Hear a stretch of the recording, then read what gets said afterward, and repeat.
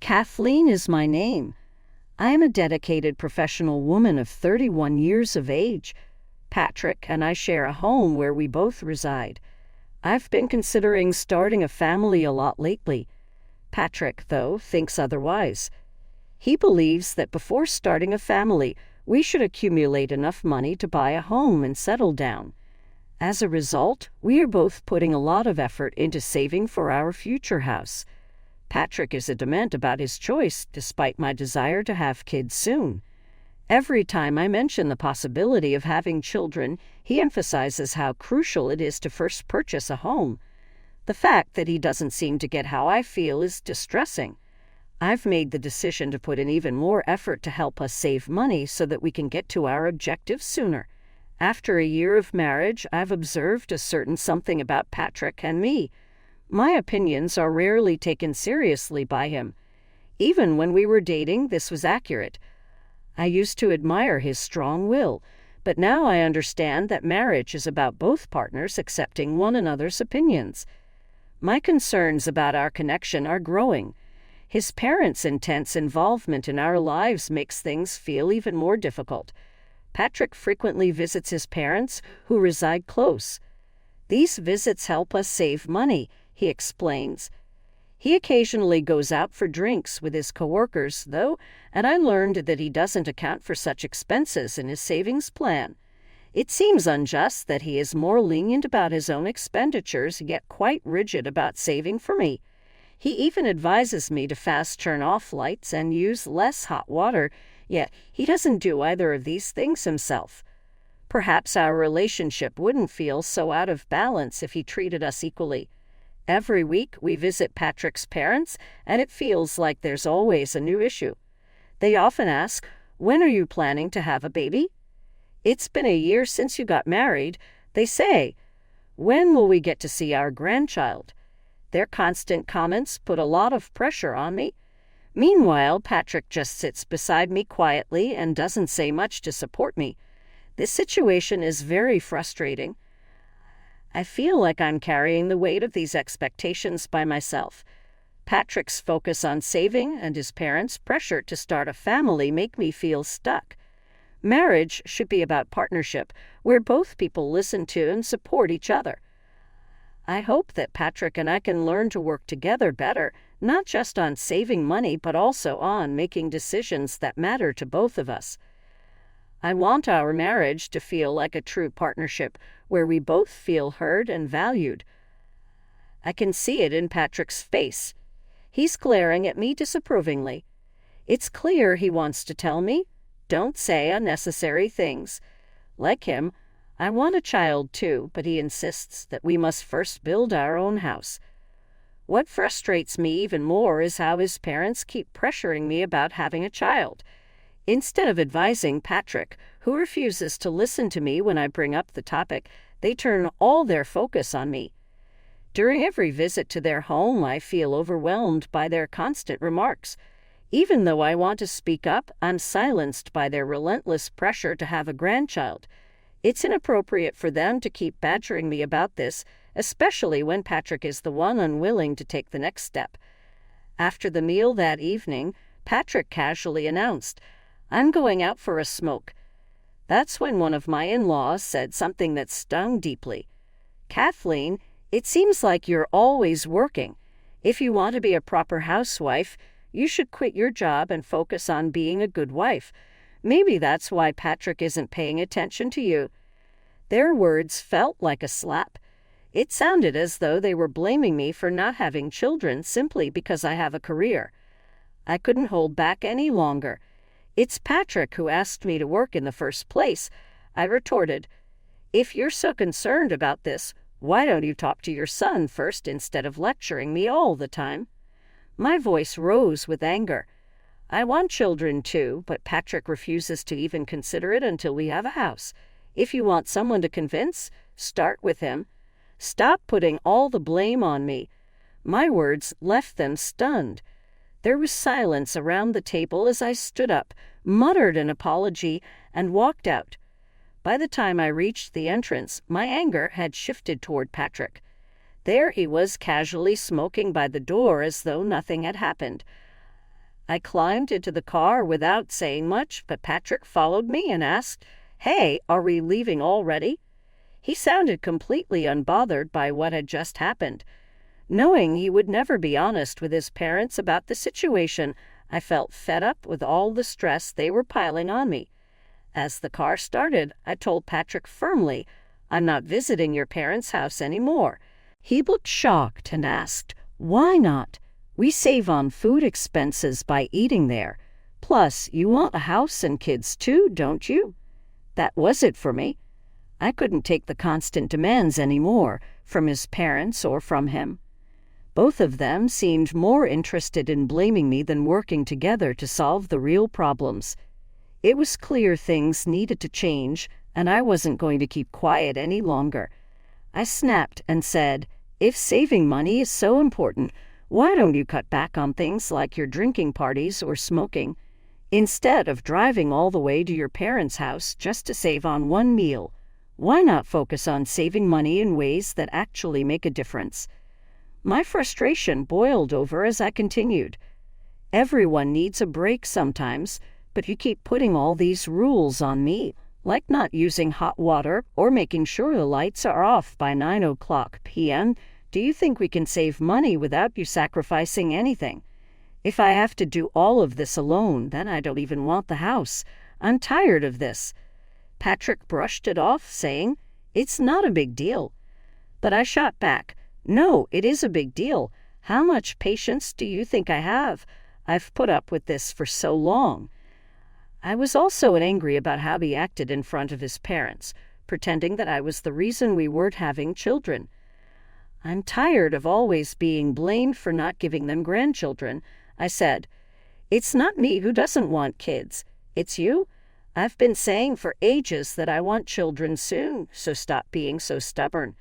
Seeing Patrick's struggle to handle my unusual burst of anger gave me a small sense of relief, but it didn't fix everything. I turned away and stared out of the car window, ignoring him. I felt exhausted and unsure of what to do next. 2 months later, something happened that shifted things between us. My father's brother, my uncle, passed away. He had been wealthy, owning several pieces of land, a grand mansion, and living a luxurious lifestyle. Patrick appeared to notice his passing. He exclaimed, visibly taken aback, "Wow, I didn't know you had such an impressive relative." I learned of my uncle's fortune a few days after he passed away. I made the decision to meet with the lawyer in our flat to go over the specifics. I knew Patrick wasn't involved because the inheritance was only tied to me. I gently asked Patrick to leave the room when the attorney showed up.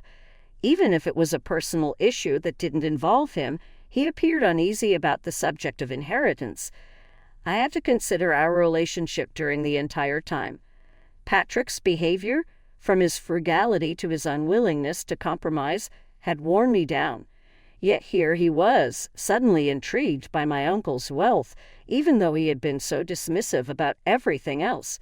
It was frustrating and disappointing. The inheritance meeting felt like a moment where I could focus on something for myself without his interference or criticism. It made me realize I needed to stand up for myself more often and not let Patrick's controlling ways dominate every aspect of my life. I wanted to keep Patrick out of any trouble that might come up if he got involved in the inheritance discussion. After about 6 hours of listening to the lawyer explain all the details, I thanked him for his time and said goodbye. When I finished, I noticed Patrick, who had been at home earlier, was nowhere to be found. I figured he had stepped out to avoid interrupting the meeting, so I started preparing dinner, not thinking much of it. 5 months later, Patrick came up to me and said, "There's something I want to show you." Without giving much explanation, he took me for a drive. I felt a mix of excitement and curiosity as we entered a residential area, but my confusion grew when we parked in front of a house. I didn't recognize it. Patrick pressed the doorbell, and to my surprise, his parents came out to greet us. This isn't their house, I thought, feeling uneasy. My father-in-law welcomed us, saying, "You finally made it. When are you moving in, Kathleen?" You should get ready to live here with us by the end of the month." His words caught me completely off guard. He then went on to accuse me of being a selfish daughter-in-law and said I was always blaming Patrick for the delay in having children. I shot a sharp look at Patrick, stunned and upset. Why would he bring me here after I had made it clear I didn't want to visit his parents anymore? Trying to make sense of what was happening, I asked Patrick why he had done this. He shrugged casually and said, "Don't get so angry. If we live together, it will help you and my mom get closer. Besides, this will be our new home, so you should try to work with them on the children issue too." Live together, I repeated, feeling disbelief. I had never agreed to live with his parents, especially after all the stress and pressure they had put on me. I reminded him that I had specifically said I wouldn't visit their house anymore. Patrick then explained, "It's a one-family house. My plan was always for us to live with my parents eventually, so what's the problem with living in a one-family house now?" His words left me speechless. The idea of living with his parents after everything I had endured was not something I could accept. To make matters worse, Patrick had made this decision without even talking to me about it first. The air felt heavy as his question hung there unanswered. This moment made it clear to me that Patrick and I weren't on the same page about what we wanted for our future. The frustration and betrayal I felt were overwhelming, and I knew this wasn't something I could ignore. I thought a lot about the situation. Living in a one-family house was a big decision, especially when considering our financial state. From what I knew, building such a beautiful new house didn't seem possible with our savings. I couldn't understand how Patrick had managed it. "My dad and I chipped in money," Patrick explained casually. "Our savings are empty now, but it's fine, right?" His laid-back attitude left me confused. Then he added, "I heard your uncle's inheritance is worth $920,000, so if you'd use that money to pay us back for the cost of the house, it should work out." I was shocked. He really thought my inheritance should automatically go toward the house without even asking me first. Even if I did receive the inheritance, how to use it should be my decision, not his. The fact that he assumed otherwise upset me deeply. When I rejected the idea, Patrick became visibly frustrated. He reached into his bag and pulled out a pre-filled divorce form with his name already on it. "Your inheritance is our money. If you don't want to live with my parents, then let's just get a divorce," he said coldly. I took the divorce form from his hand, feeling a strange sense of relief. "Fine, I'll sign it," I replied firmly. "If living together with your parents is the only other option, then divorce is the better choice." I placed the form into my bag, turned my back to him and his stunned parents, and continued, "By the way, I renounced my uncle's inheritance." Patrick froze, his face full of confusion. I didn't wait for him to respond. I left, took a bus back to our apartment, and decided to take control of my life. Once home, I completed the divorce form by signing my name next to Patrick's. I didn't hesitate. Submitted the papers right away, knowing I couldn't stay in that apartment anymore. I went to a home improvement store and bought some cardboard boxes to start packing. Realizing I couldn't handle the move alone, I hired a moving company. Luckily, it was a slow season for moving, so they could help me relocate quickly. As I packed, I felt a mix of emotions, relief, sadness, and determination. It wasn't an easy decision to end my marriage, but I knew it was the right one. Living in a situation where my voice was ignored and my boundaries were crossed wasn't something I could accept anymore. By taking these steps, I was finally prioritizing my own happiness and peace of mind. It wasn't just about moving out of the apartment. It was about moving forward in life on my terms. Though the road ahead seemed uncertain, I felt ready to face it with strength and confidence. As I packed my belongings for the move, I heard a commotion outside the front door. It was Patrick, trying to come in. I had the chain lock on and called out to him, "Sorry, the chain lock is on. I don't know what you might do when you're angry." Besides, I need to finish packing. Could you stay at your parents' house for a few days?" Patrick's voice was firm as he responded, "I won't accept a divorce." His statement caught me off guard. I paused and said, "But you handed me the divorce form yourself, didn't you? If you signed it, that means you agreed to the divorce. Do you understand what you've done?" He looked frustrated but didn't say much, his frown deepening. Then he quickly changed the topic. "Why would you give up on a $920,000 inheritance? Normally you'd inherit it." He questioned. It seemed he had overheard bits of the story about the inheritance, but didn't know the full details. Likely after hearing about the amount, he rushed to my in-laws and they impulsively decided to buy the one-family house, assuming it would cover it.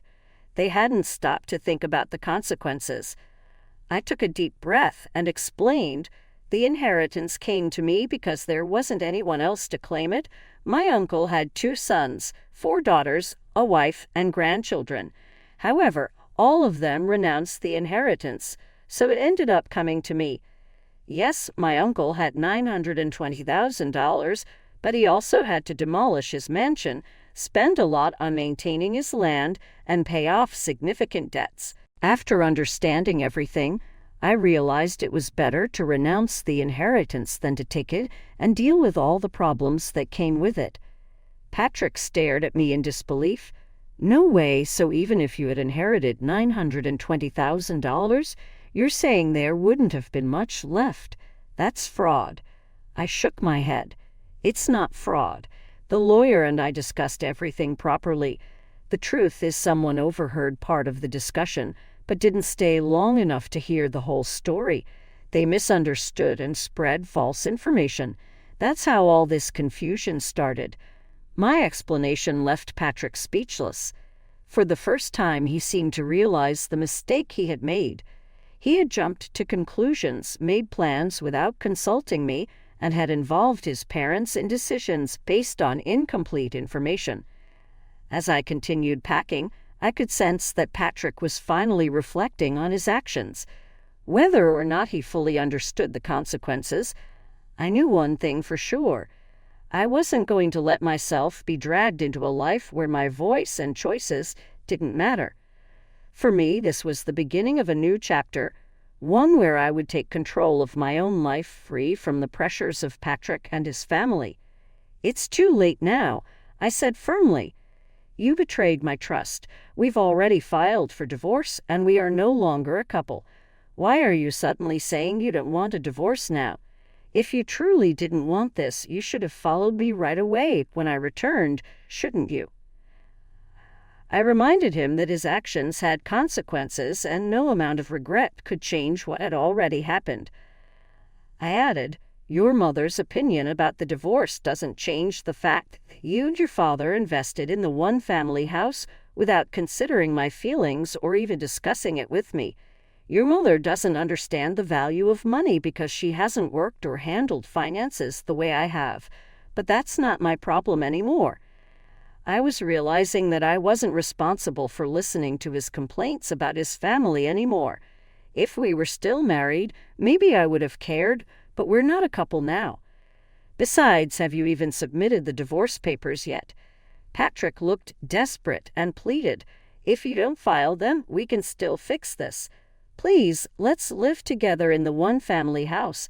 We can make it work." I shook my head. "I've already submitted the divorce papers. There's no going back now." His face fell, and he stood outside the apartment door, looking lost and defeated. While I believed he brought this on himself, I didn't want to leave him lingering outside forever.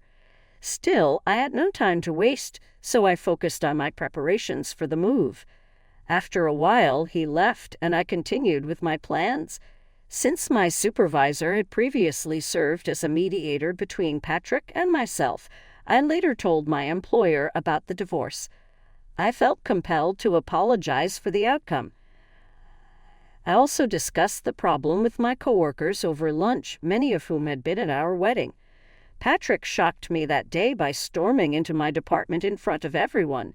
"It's ridiculous that you're discussing the divorce in such an open manner," he cried. I wish you hadn't brought it up. Word got around in his department, he added, and people refused to use the estate for the house because they thought I had inherited it. He said that because of our divorce, he was unfairly condemned and shunned by his coworkers. My coworkers sympathized with me because of how awkward the situation was. Patrick eventually resigned his job because it became intolerable to him over time. During this challenging time, an unforeseen event occurred. One of my male coworkers came up to me and admitted, "I've really admired you for a while. I respect your strength, and I would adore creating a life with you, a place where we can talk and resolve conflicts as real partners." His remarks had a profound effect on me. I felt optimistic about what the future might bring for the first time in a long time. I came to see that moving on meant more than simply letting go of the past. It meant building a better, happier life for myself, one in which I could be respected and appreciated.